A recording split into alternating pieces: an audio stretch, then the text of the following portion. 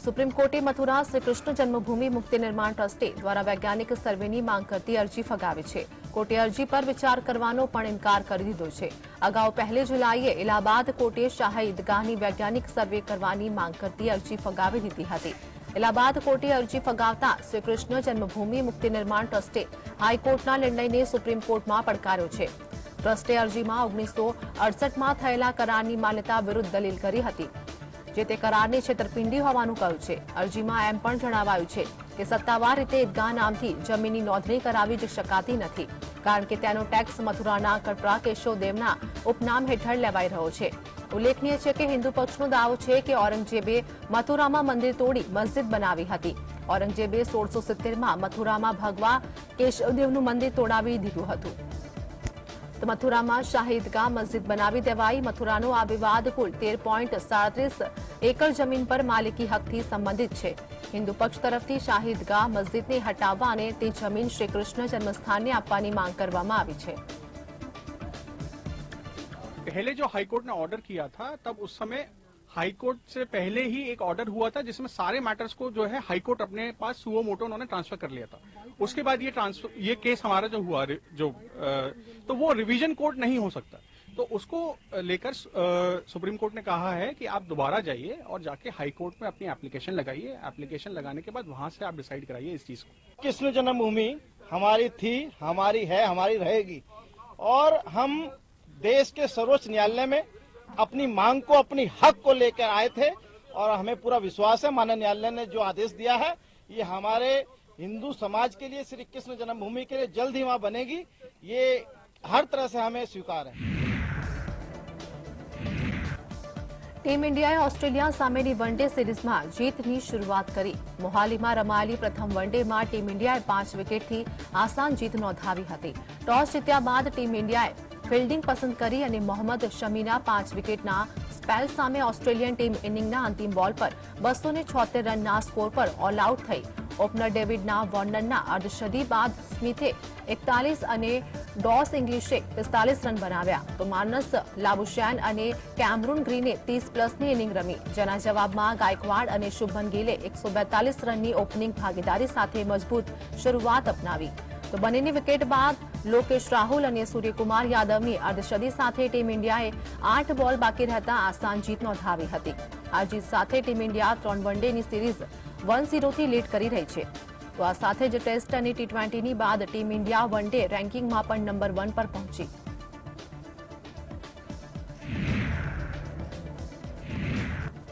कांग्रेस सांसद राहुल गांधीए बीएसपी सांसद दानिश अली साथे तेमना निवास स्थान पर मुलाकात करी हती। आ माहिती कांग्रेस द्वारा ट्वीट पर पोस्ट करवामां आवी हती।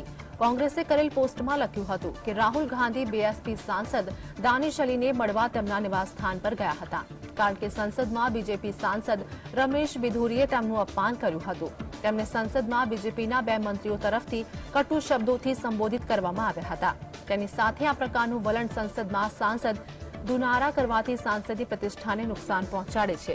कांग्रेसे आ प्रकारनी नफरत अने मानसिकतानो देशना लोकतंत्रमां तद्दन विरोध करे छे।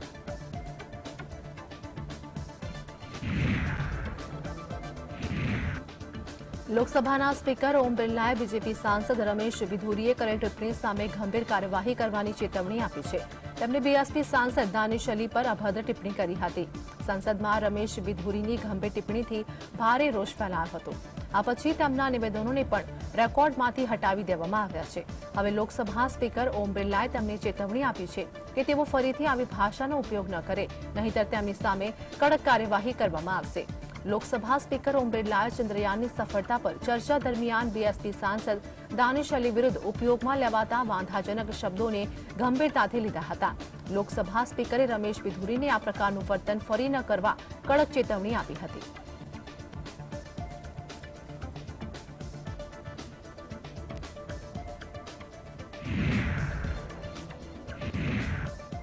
संसद में भाजप सांसद रमेश बिधुरीना अपशब्दों विवाद वधी रह्यो छे।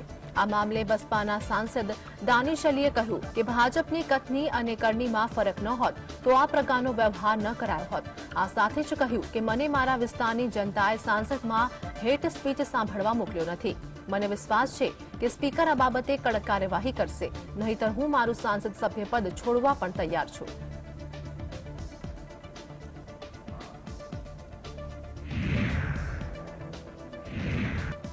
કોંગ્રેસના નેતા જયરામ રમેશે રમેશ બિધુરી દ્વારા સાંપ્રદાયિક અપમાન પર પ્રતિક્રિયા આપી હતી. જયરામ રમેશે કહ્યું કે રમેશ બિધુરીએ દાનિશ અલી વિશે જે કહ્યું તે અત્યંત નિંદનીય છે. તેની જેટલી ટીકા કરવામાં આવે તેટલી ઓછી છે. રક્ષામંત્રી રાજનાથસિંહે માફી માંગી છે, પરંતુ તે અપૂરતી છે. આવી ભાષા મેં ક્યારેય સાંભળી નથી. આ ભાષાનો ઉપયોગ સંસદની અંદર કે બહાર ન થવો જોઈએ. આ માત્ર દાનિશ અલીનું જ નહીં, પરંતુ આપણા બધાનું અપમાન છે. હવે સંસદની શરૂઆત બિધુરી અને તેના શબ્દોથી થઈ છે. આ ભાજપનો ઇરાદો દર્શાવે છે. બિધુરી જે કહી રહી છે તે ભાજપનો ઇરાદો છે. મને લાગે છે કે આ સસ્પેન્શન માટે યોગ્ય મામલો છે અને સખત સજા થવી જોઈએ. दनीश अनिल जी के बारे में वो अत्यंत निंदनीय है. इसकी कितनी भी निंदा की जाए वो कम होगी. और रक्षा मंत्री राजनाथ सिंह ने माफी मांगी है, वो अपर्याप्त है. ऐसा भाषा मैंने कभी सुना नहीं है. ये भाषा न केवल पार्लियामेंट के अंदर नहीं इस्तेमाल होना चाहिए, पर पार्लियामेंट के बाहर भी नहीं. ये अपमान है, सभी सांसदों का अपमान है. जम्मू અને કાશ્મીર નેશનલ કોન્ફરન્સના નેતા ઓમર અબ્દુલ્લાએ બીએસપી સાંસદ દાનિશ અલી વિરુદ્ધ ભાજપના સાંસદ રમેશ બિધુરી દ્વારા સાંપ્રદાયિક અપમાન પર પ્રતિક્રિયા આપી. ઓમર અબ્દુલ્લાએ કહ્યું, જો તેણે માત્ર આતંકવાદી કહ્યું હોય તો અમે તેને સાંભળવાની ટેવ પાડીએ છીએ. આ શબ્દનો ઉપયોગ સમગ્ર મુસ્લિમ સમુદાય વિરુદ્ધ કરવામાં આવ્યો હતો. હું સમજી શકતો નથી કે ભાજપ સાથે જોડાયેલા મુસ્લિમો આ કેવી રીતે સહન કરશે. આ દર્શાવે છે કે તેઓ મુસ્લિમો વિશે શું વિચારે છે. તેમને શરમ આવવી જોઈએ. ઓમર અબ્દુલ્લાએ જમ્મુ કાશ્મીર પ્રશાસનના મિરવાઇઝ ઉમર ફારૂકને નજરકેદમાંથી મુક્ત કરવાના નિર્ણયને આવકાર્યો અને કહ્યું કે અમે સરકારના આ પગલાંને આવકારીએ છીએ. તેમને આટલા લાંબા સમય સુધી નજરકેદ ન રાખવા જોઈતા હતા. હવે તેમને મુક્ત કરવામાં આવ્યા છે. તેનો અર્થ એ છે કે અમે સરકારના આ પગલાંને આવકારીએ છીએ. એ કહી પરિસ્થિતિ એટલી ખરાબ નથી અને ચૂંટણી યોજી શકાય છે. અમને આશા છે કે તે હવે તેમની સામાજિક ધાર્મિક ભૂમિકા નિભાવશે. अब अगर सिर्फ टेररिस्ट ही कहा होता, उसकी तो हमें आदत है. आप मेरा सोशल मीडिया देखिए तो टेररिस्ट बुलाने में तो ये थकते नहीं हैं, लेकिन उसके साथ जो जो कहा, मैं आपके चैनल को तो लोग देखते हैं, मैं वो अल्फाज यहाँ दोहराना नहीं चाहता हूँ, लेकिन शर्मिंदा भी होता हूँ कि पार्लियामेंट में इस तरह के अल्फाज इस्तेमाल किए गए. नाराज भी होता हूँ क्योंकि आखिरकार ये तमाम मुसलमानों के खिलाफ ये अल्फाज इस्तेमाल हुए. ઈડી મહાદેવ ઓનલાઈન સટ્ટાબાજીની એપની તપાસ કરી રહી છે. તેણે બોલિવૂડ સેલિબ્રિટીઓ પર કાર્યવાહી શરૂ કરી છે. ઈડીએ તાજેતરમાં દિલ્હી અને મુંબઈમાં ઇવેન્ટ મેનેજર અને સેલિબ્રિટી મેનેજરોના ઘરો પર દરોડા પાડીને 2.50 કરોડ રૂપિયાની રોકડ જપ્ત કરી હતી. ઈડી અનુસાર મહાદેવ ઓનલાઈન બેટિંગ એપના પ્રમોટર પૌરબ ચંદ્રકારના લગ્નમાં લગભગ 14 બોલિવૂડ સેલિબ્રિટીઓએ પરફોર્મ કર્યું હતું. એવી શંકા વ્યક્ત કરવામાં આવી રહી છે કે આ માટે ઇવેન્ટ કંપનીઓ અને સેલિબ્રિટી મેનેજરોએ હવાલા દ્વારા રોકડમાં ચૂકવણી કરી હતી. સમાચાર અનુસાર ઈડી ટૂંક સમયમાં સૌરભ ચંદ્રાકરના લગ્નમાં પરફોર્મ કરનારા બોલિવૂડ સ્ટાર્સની પૂછપરછ કરી શકે છે.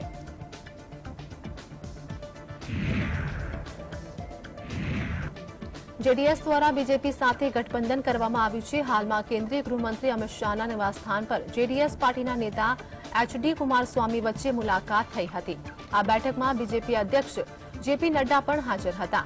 આ બેઠકમાં આગામી લોકસભા ચૂંટણી માટે કર્ણાટકની સીટ શેરિંગને લઈને ચર્ચાઓ કરવામાં આવી હતી. આ બેઠક પૂર્ણ થતાં જ જેપી નડ્ડા દ્વારા જેડીએસ અને બીજેપીના ગઠબંધનની જાહેરાત કરવામાં આવી હતી. આ માહિતી ટ્વિટર મારફતે લોકો સમક્ષ રજૂ કરવામાં આવી હતી. તેના પણ ઉલ્લેખ કર્યો હતો કે એનડીએ જેડીએસનું હૃદયપૂર્વક સ્વાગત છે. આ પ્રધાનમંત્રી નરેન્દ્ર મોદીનો દ્રષ્ટિકોણ નવું ભારત મજબૂત ભારતને મદદરૂપ સાબિત થશે.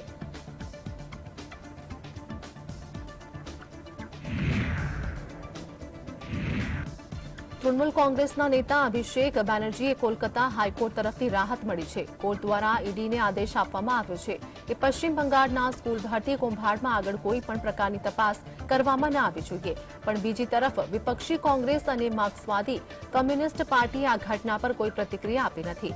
તે ઉપરાંત ન્યાયાધીશ તીર્થકર ઘોષે ઈડીને સૂચના આપી હતી કે ઈડીઆઈઆરના મારફતે કોઈપણ પગલાં અભિષેક બેનર્જી વિરુદ્ધ લેવામાં ન આવવા જોઈએ, કારણ કે ઈડી દ્વારા કોર્ટમાં રજૂ કરવામાં આવેલ પુરાવો અભિષેક બેનર્જીને દોષી પાત્ર સાબિત કરી શકે છે, તે શક્ય નથી। તે સાથે કોર્ટે પણ સૂચના પાઠવ્યું છે કે સરકારી અને સરકાર દ્વારા કાર્યરત શાળાઓમાં શિક્ષક ભરતી અંગે અધિનિયમતાનો સામે આવતા અભિષેક બેનર્જી વિરુદ્ધ કેસને લઈને તપાસ કાર્યરત રહેશે।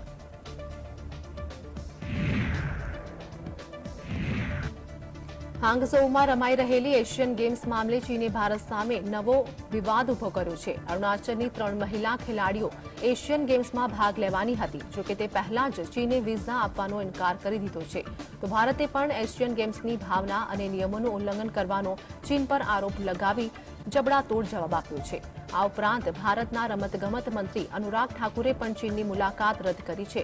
વિદેશ મંત્રાલયે આ મામલે વાંધો ઉઠાવી લેખિત નિવેદનમાં જણાવ્યું છે કે ચીને અરુણાચલના લોકો સાથે ભેદભાવ કર્યો છે, તેમને એશિયન ગેમ્સમાં એન્ટ્રી આપવામાં આવી નથી।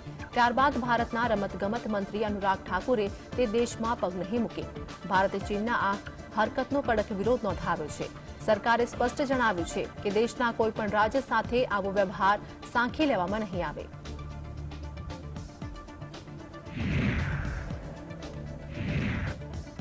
મહિલા અનામત બિલ મુદ્દે શિવસેનાના સાંસદ પ્રિયંકા ચતુર્વેદીએ આકરી પ્રતિક્રિયા આપી હતી। તેમણે સીધા સરકાર સામે જ સવાલ કર્યા કે કાયદો બન્યો છે, પરંતુ તે ક્યારે અમલમાં આવશે તેની કોઈને ખબર નથી।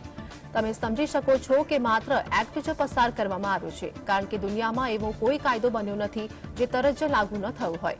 આ દેશની મહિલાઓ સાથે વિશ્વાસઘાત છે। હું માનું છું કે દેશની મહિલાઓ આ ટૂંક સમયમાં સમજી જશે અને મત દ્વારા તેનો જવાબ આપશે। कॉन्स्टिट्यूशनली मैंडेटेड नहीं है, इसलिए उन्होंने इसका आड़ लेकर इन लोगों ने ये काम किया है। पर दुख सबसे ज्यादा प्रॉब्लम तो बड़ी बात ये है, एक झुंझुना पकड़ाया गया है, एक एक्ट बन गया है, हम सब ने सेलिब्रेट किया, हमने उसका समर्थन किया, पर कब से लागू होगा वो किसी को नहीं पता।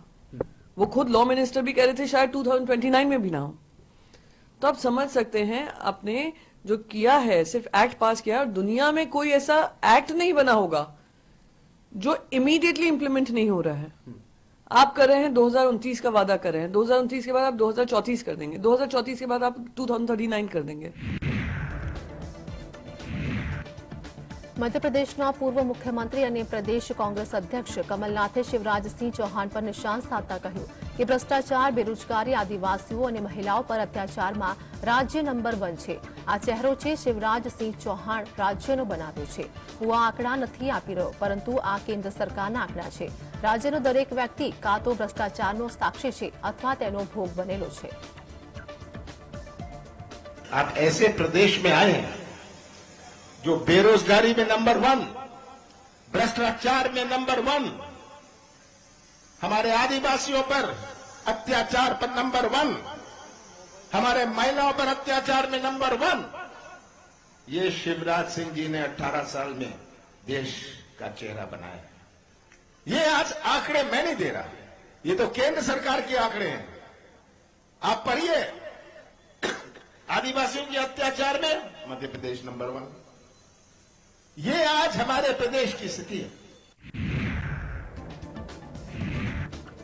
આરજેડી સાંસદ મનોજ ઝાએ મહિલા અનામત બિલ મુદ્દે મોદી સરકારને ઘેરી હતી। તેમણે કહ્યું કે વડાપ્રધાન ફરી ચૂકી ગયા, કારણ કે મહિલા અનામત બિલ પસાર કરવાને બદલે ઓબીસી અને લઘુમતી મહિલાઓને તેનાથી દૂર કેમ રાખવામાં આવી તેનું વધુ ચર્ચા થઈ રહી છે।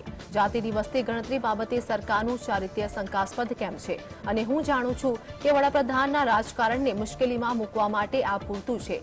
ફક્ત આ લોકો જ આ બિલો અનિશ્ચિત સમય માટે, અનિશ્ચિત તારીખ માટે અને અનિશ્ચિત વર્ષ માટે લાવી શકે છે। प्रधानमंत्री जी ने अभी कहा था हाल में एक दिन सेंट्रल हॉल में कि कैनवस बड़ा करना होगा, बड़ा नहीं कर पाए, चूक गए फिर प्रधानमंत्री जी। चर्चा महिला बिल पास होने से ज्यादा इस बात की हो रही है कि ओबीसी महिलाओं को, माइनॉरिटीज को क्यों महरूम रखा गया, क्यों दूर रखा गया, क्यों जातिगत जनगणना को लेकर के सरकार का चरित्र संदिग्ध है। आज इसकी चर्चा ज्यादा हो रही है, और मैं जानता हूं प्रधानमंत्री जी की राजनीति को परेशान करने के लिए इतना काफी है। बहरहाल एक ऐसा बिल निश्चित कालखंड में अनिश्चित कालखंड के लिए, अनिश्चित तिथि के लिए, अनिश्चित वर्ष के लिए ये लोग, यही लोग ला सकते हैं। રાઉઝ એવન્યુ કોર્ટે લેન્ડ ફોર જોબ કેસમાં કોર્ટે બિહારના ડેપ્યુટી સીએમ તેજસ્વી યાદવને સમન્સ જારી કર્યા છે। આ સાથે જ રાઉઝ એવન્યુ કોર્ટે પૂર્વ રેલવે મંત્રી લાલુ પ્રસાદ યાદવને પણ સમન્સ જારી કર્યા છે। તમને જણાવી દઈએ કે કોર્ટે તમામને 4 ઓક્ટોબરે આરોપી તરીકે કોર્ટમાં હાજર થવાનો આદેશ આપ્યો છે। રાઉઝ એવન્યુ કોર્ટે આ કેસમાં તેજસ્વી યાદવ, લાલુ યાદવ, રાબડી દેવી સહિત 17 આરોપીઓને સમન્સ જારી કર્યા છે। આ ચાર્જશીટમાં પહેલીવાર સીબીઆઈએ બિહારના ડેપ્યુટી સીએમ તેજસ્વી યાદવને આરોપી બનાવ્યા છે। તેમાં લાલુ યાદવ, રાબડી દેવી સહિત 16 લોકોના નામ છે, જેમાં રેલવે અધિકારીઓ અને નોકરી લેનારાઓના નામ પણ શામેલ છે। मेरा साफ तौर मानना है कि एक्टिविटी कुछ ना कुछ हम लोग करते रहे और जो पॉलिसी बनी है उसके तहत जो रोडमैप हम लोगों ने जो तैयार किया है उसमें आगे आने वाले समय में और भी तरह तरह की एक्टिविटी जो है वो नजर आएंगी ताकि लोगों को हम लोग जो है जोड़ने का काम करें। वो तो कोई नई बात है, ये सब तो पुरानी बात है, कोई नई बात है तो होते ही रहेगा। ये ना पहला है ना अंतिम है, ये भी आप लोग जान जाइए। तो ये सब तो चलता रहता है, इसमें कुछ दम नहीं है। સુપ્રીમ કોર્ટે સનાતન ધર્મ પર વિવાદિત નિવેદન આપનારા ઉદયનિધિ સ્ટાલિનને ઝટકો આપ્યો। તમિલનાડુ સરકારના મંત્રી ઉદયનિધિ સ્ટાલિન અને ડીએમકે નેતા એ રાજાને નોટિસ ઇસ્યુ કરી છે। કોર્ટનું કહેવું છે કે આ મામલે હેટ સ્પીચ પર લંબિત અન્ય અરજીઓ સાથે જ તેના પર સુનાવણી હાથ ધરવામાં આવશે। ઉલ્લેખનીય છે કે ઉદયનિધિ સ્ટાલિને સનાતન ધર્મની તુલના ડેન્ગ્યુ અને મલેરિયા સાથે કરી હતી।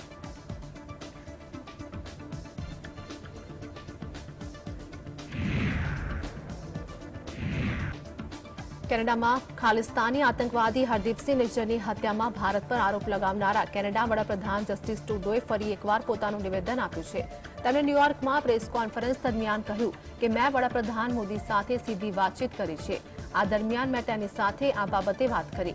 અમે ઈચ્છીએ છીએ કે ભારત સરકાર આ બાબતને ગંભીરતાથી લે।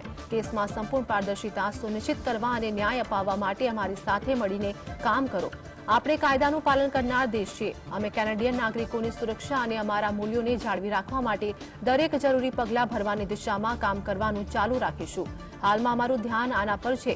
ઉલ્લેખનીય છે કે 19 સપ્ટેમ્બરે જસ્ટિસ ટ્રુડોએ કેનેડાની સંસદમાં નિજ્જરની હત્યામાં ભારતનો હાથ હોવાનો આરોપ લગાવ્યો હતો।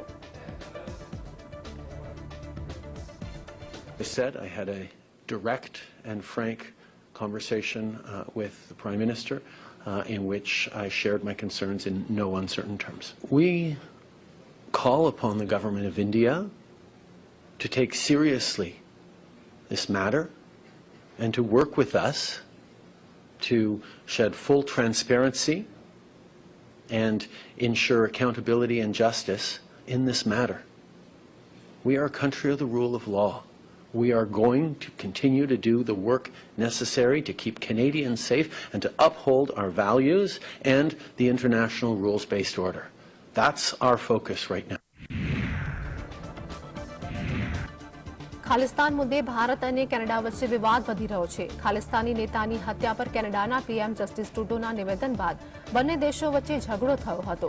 હવે કેનેડાના પીએમ માટે એક નવી સમસ્યા ઊભી થઈ છે। કેનેડામાં ગોળીબારની વધતી ઘટનાઓ અને વિરોધ પ્રદર્શન પછી હાથ ધરવામાં આવેલા સર્વે ટ્રુડોને ચોંકાવી દીધા છે। કેનેડામાં ગ્લોબલ ન્યૂઝ માટે IBSO દ્વારા હાથ ધરવામાં આવેલા સર્વેમાં સામે આવ્યું છે કે વિપક્ષી કન્ઝર્વેટિવ પાર્ટીના નેતા પિયર પોઇલીવરે સૌથી વધુ પસંદ કરાયેલા વડાપ્રધાન છે। 40% કેનેડિયન નાગરિકો પિયરને પીએમ તરીકે પસંદ કરે છે, જ્યારે વર્તમાન જસ્ટિસ ટ્રુડો તેમની પાછળ છે।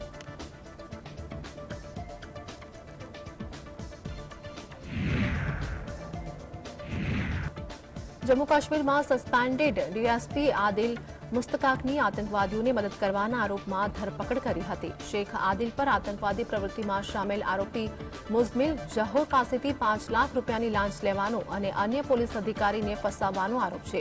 ડીએસપી આદિલ મુઝમિલ સતત ઝહુરના સંપર્કમાં હતો. તે સતત તેને ટેરર ફંડિંગ કેસમાં બચાવવાનો પ્રયાસ કરી રહ્યો હતો. પોલીસને ટેલિગ્રામ એપ પરની ચેટ અને આદિલ અને મુઝમિલ વચ્ચેની 40 જેટલી ફોન વાતચીતનો રેકોર્ડ પણ મળ્યો છે. શ્રીનગરના નોગામ પોલીસ સ્ટેશનમાં ભ્રષ્ટાચાર નિવારણ અધિનિયમ અને ભારતીય દંડ સંહિતાની વિવિધ જોગવાઈઓ હેઠળ શેખ આદિલ વિરુદ્ધ કેસ નોંધવામાં આવ્યો છે. આમાં ખોટા પુરાવા આપવા અને પુરાવાનો નાશ કરવાનો પણ સમાવેશ થાય છે.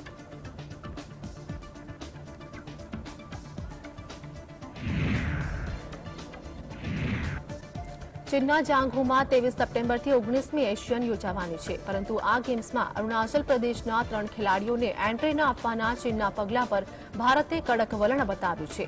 દિલ્હીમાં ચીની દૂતાવાસ અને બીજિંગમાં ભારતીય દૂતાવાસ દ્વારા ઉગ્ર વિરોધ વ્યક્ત કરવામાં આવ્યો છે. આ સાથે જ ભારતના કેન્દ્રીય રમતગમત અને યુવા કલ્યાણ મંત્રી અનુરાગ ઠાકુરે એશિયન ગેમ્સમાં ભાગ લેવા માટે ચીનનો પ્રવાસ પણ રદ કર્યો છે. વિદેશ મંત્રાલયના પ્રવક્તા અરિદમ બાગચીએ કહ્યું કે ચીન હંમેશા ભારતીય નાગરિકો સાથે વંશીયતાના આધારે ભેદભાવ કરી રહ્યું છે. ભારત આવી વાતચીતને સંપૂર્ણપણે નકારી કાઢે છે. અરુણાચલ પ્રદેશ ભારતનું અભિન્ન અંગ અને અવિભાજ્ય અંગ હતો અને રહેશે.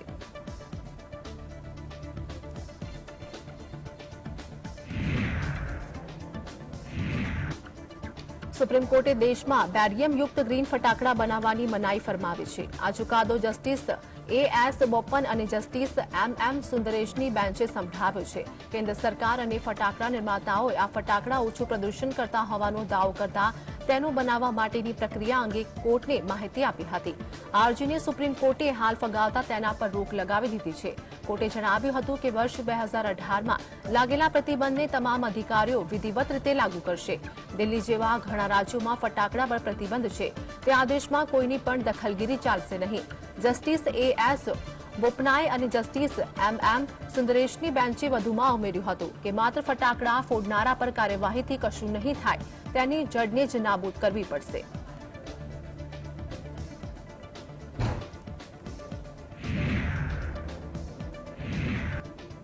અયોધ્યામાં સરયુ એક્સપ્રેસમાં મહિલા કોન્સ્ટેબલ પર હુમલો કરનાર આરોપી અનીશ ખાનને યુપી પોલીસે એન્કાઉન્ટરમાં ઠાર કર્યો છે. પોલીસ એન્કાઉન્ટરમાં એક આરોપીની મોત થયું અને 2 ઘાયલ થયા છે. મહત્વનું છે કે 20 દિવસ પહેલા એટલે કે 30 ઓગસ્ટના રોજ ટ્રેનમાંથી મહિલા કોન્સ્ટેબલની લોહીથી લથપથ લાશ મળી આવી હતી. આ ઘટનામાં 20 દિવસ બાદ પોલીસે આરોપીને એન્કાઉન્ટરમાં ઠાર માર્યો હતો. એન્કાઉન્ટરમાં માર્યો ગયેલો અનીશ મહિલા કોન્સ્ટેબલ પર હુમલાનો મુખ્ય આરોપી હતો. યુપી પોલીસે જણાવ્યું કે ટ્રેનમાં મહિલા કોન્સ્ટેબલ પર હુમલો કરનાર આરોપીને એન્કાઉન્ટરમાં મારવામાં આવ્યો છે. ગોળીબારમાં તેના 2 સહયોગી ઘાયલ થયા હતા, જેમની ધરપકડ કરવામાં આવી છે. जिस क्रम में अभियुक्तों के द्वारा पुलिस टीम पे फायरिंग की गई, इसमें आत्मरक्षार्थ पुलिस फायरिंग में पुलिस टीम 2 अभियुक्तों को गिरफ्तार कर पाई, जो कि मौके पे इंजर्ड हो गए थे. एक अभियुक्त मौके से फायरिंग करते हुए भाग गया था. उस उक्त अभियुक्त के लिए कॉर्डन एंड सर्च ऑपरेशन चलाया गया, जिसमें एसटीएफ और पुलिस की टीम लगातार लगी रही. उस उक्त अभियुक्त को थानापुरा के लंदर क्षेत्र में दोबारा पुलिस के द्वारा चिन्हित किया गया. उसको आत्मसमर्पण के लिए कहा गया, जिसके क्रम में उसके द्वारा पुलिस के ऊपर फायरिंग की गई, जिसके उसमें आत्मरक्षार्थ पुलिस के द्वारा फायरिंग में उक्त अभियुक्त को गोली लगी थी, जिनको इलाज के लिए तत्काल जिला अस्पताल लाया गया. ફિલ્મ નિર્દેશક રાકેશ રોશને મુંબઈના સૌથી ધનિક કહેવાતા એવા જીએસવી મંડળના ગણપતિના દર્શન કર્યા હતા. તેમની સાથે દરેક લોકોએ ગણેશ ચતુર્થીની શુભકામના પણ પાઠવી હતી. આ ગણપતિની મૂર્તિને 69 કિલો સોના અને 336 કિલો ચાંદીથી શણગારવામાં આવી છે. તેમજ આ મંડળે રૂપિયા 360.45 કરોડનું વીમા કવરેજ લીધું છે.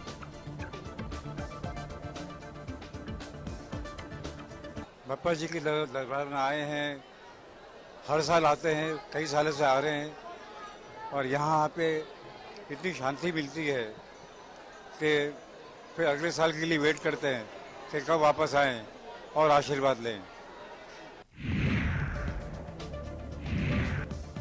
હાલ દેશભરમાં ગણેશ ચતુર્થીની ઉજવણી થઈ રહી છે, ત્યારે અભિનેત્રી સની લિયોને લાલબાગના રાજાના દર્શન કર્યા હતા. આ દરમિયાન તેનો પતિ ડેનિયલ વેબર પણ સની સાથે જોવા મળ્યો હતો. સની લિયોન ગણપતિના દર્શન પહેલા જ ભીડમાં ફસાઈ ગઈ હતી. અથાગ પ્રયત્નો અને લાંબી પ્રતીક્ષા પછી તેને ગણપતિના દર્શન થયા. તેના પતિ ડેનિયલ સનીને લઈને ખૂબ જ પ્રોટેક્ટિવ છે અને તેનું એક દ્રશ્ય લાલબાગમાં જોવા મળ્યું હતું. તે ભીડને હટાવીને સનીને આગળ લઈ જતા જોવા મળ્યો હતો.